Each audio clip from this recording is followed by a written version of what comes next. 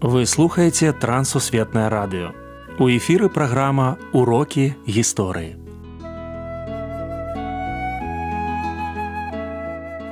Запрашаем у падарожжа падзей, асоб і фактаў. Вучыцеся разам з намі.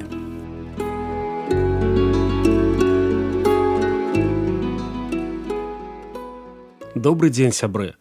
Перад мікрафонам Сяржук Брышцель і кандыдат гістарычных навук Андрусь Унучак. Сёння мы пагаворым пра першую пратэстанцкую дзяржаву. Прывітанне, Андрусь. Прывітанне, Сяржук. Прывітанне, шаноўныя слухачы.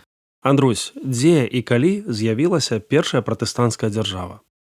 Першая пратэстанцкая дзяржава з'явілася ў 1525 годзе, такім чынам роўна 500 год таму і ў красавіку месяцы у Прусіі. На месцы Тэўтонскага ордэну ўзнікла прускае герцагства. Альбрехт Гагенцоллерн, кіраўнік прускага герцагства, герцаг прускі, ён прыняў евангельскую веру. Ён абвясціў сябе прыхільнікам вучэння Марціна Лютера і такім чынам стварыў, скажам так, дзяржаву, якая была залежная ад Польшчы, таму што гэта такая цэлая вялікая дыпламатычная гісторыя, але гэта дзяржава, яна ўзнікла менавіта на землях усходняй Прусіі. Сёння гэта тэрыторыя Польскай рэспублікі і тэрыторыя Расійскай Федэрацыі. Маецца на ўвазе Калінінградская вобласць. Раскажыце пра заснавальніка. Заснавальнік вельмі цікавы чалавек, герцаг Альбрехт Гагенцоллерн. Ён з'яўляецца нашчадкам вялікага князя літоўскага Ягайлы і вялікага князя літоўскага Казіміра. Вось ягонай прабабуляй была княгіня Соф'я Гальшанская, з якой вялікі князь літоўскі і кароль польскі Ягайла ажаніўся ў Навагрудку ў 1492 годзе. Сярод ягоных продкаў, ён же ж Альгердавіч, то была і княгіня Уляна Цвярская. Таму ён, напалову славянін. Можам сказаць, што дакладна ёсць у яго беларуская кроў. Ён быў магістрам Тэўтонскага ордэна, такой манашскай арганізацыі, якая доўгі час пагражала вялікаму княству літоўскаму і каралеўству польскаму, але у пэўны час 1521 годзе ён пакаяўся, стаў евангельскім хрысціянінам і вырашыў зрабіць Тэўтонскі ордэн, як сёння кажуць, свецкай арганізацыі. Свецкай гэта па тых мерках, што ўжо не манахі былі рыцары, а першае, што ён дазволіў, гэта дазволіў шлюбы. І на сённяшні момант мы павінны сказаць, што ён зрабіў сваю дзяржаву евангельскай. Ён заснаваў універсітэт, ён зрабіў вельмі шмат для таго, каб пашырыць евангельскую веру на сваіх тэрыторыях. У чым яшчэ было адрозненне ад суседніх дзяржаў? Вельмі важнае пытанне, таму што калі мы кажам пра першую пратэстанцкую дзяржаву, то мы павінны разумець, што гэта такое. Першае адрозненне, асноўнае адрозненне, якое на сённяшні момант мы можам прывесці, гэта тое, што адбыліся такія кардынальныя змены па ўнутраным жыцці дзяржавы. Калі там быў Тэўтонскі ордэн, і там была вось гэта, скажам так, сістэма, вельмі выразная сістэма няроўнасці, то тут ужо яна рэзка скарацілася. Гэта было ўжо новае, мадэрнае такое грамадства, дзе была усесаслоўная фактычна царква. Людзі атрымалі зусім іншыя правы. Таксама гэта дзяржава была значна больш талерантная. Каталіцкая царква не знікла, не зніклі там супольнасці і гэтак далей. Проста усе канфесіі сталі роўныя перад законам, што было таксама такім новым на той момант. І таксама гэта краіна стала вельмі прыцягальная для імігрантаў. Іншаземцы прыязджалі з задавальненнем і заставаліся там працаваць. Якое дачыненне да першай пратэстанцкай дзяржавы меў Францыск Карына? Цудоўная гісторыя. Рэч у тым, што Альбрехту Гагенцоллерну ці Альбрехту Прускаму яму вельмі патрабаваліся людзі евангельскіх поглядаў і спецыялісты ў сваёй справе. Ён, канешне, хацеў стварыць друкарню, якая бы выпускала кнігі на самых розных мовах, біблійную літаратуру, евангельскую літаратуру. Ён вырашыў арганізаваць друкарскую справу ў сваёй сталіцы. Па-беларуску гэта Каралявец, па-старабеларуску, па-нямецку Кёнігсберг.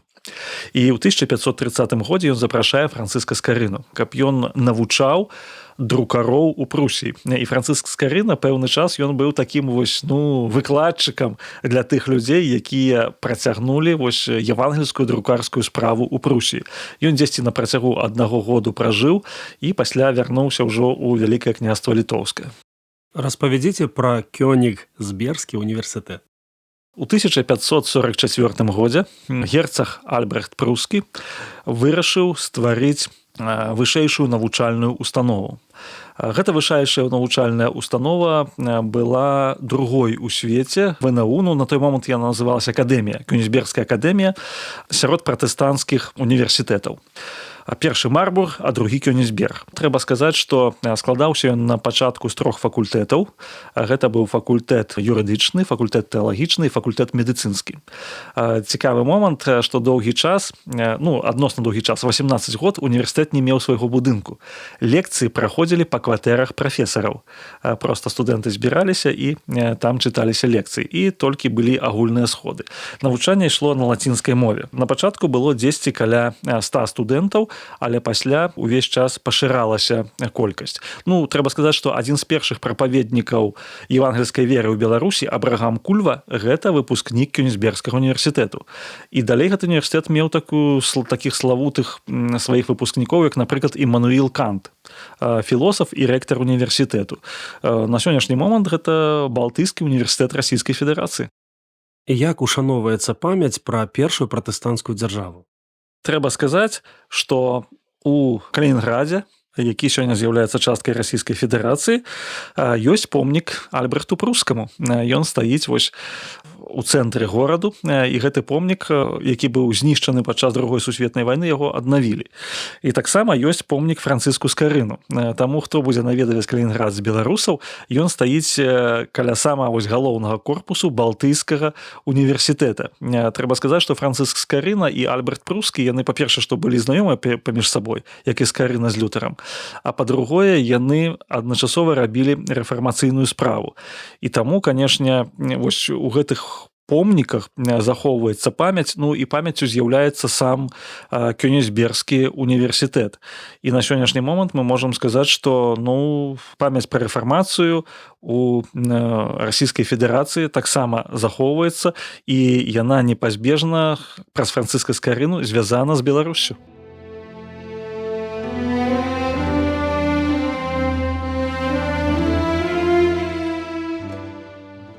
Слухаў Андруся і думаў, як цікава знаходзіць на нашых землях евангельскія сляды.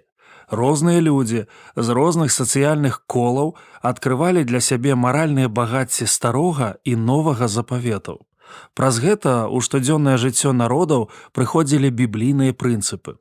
Мы нашчадкі такога падыхода да жыцця і такіх надчасовых каштоўнасцяў. Не пасада, а Біблія падахвочвала кіраўніка першай пратэстанцкай дзяржавы паляпшаць жыццё краіны. Мая мара, каб кожны прэзідэнт кожнай дзяржавы трымаў Біблію адкрытай. На мой погляд, у гэтым лепшая матывацыя і лепшае лідарства.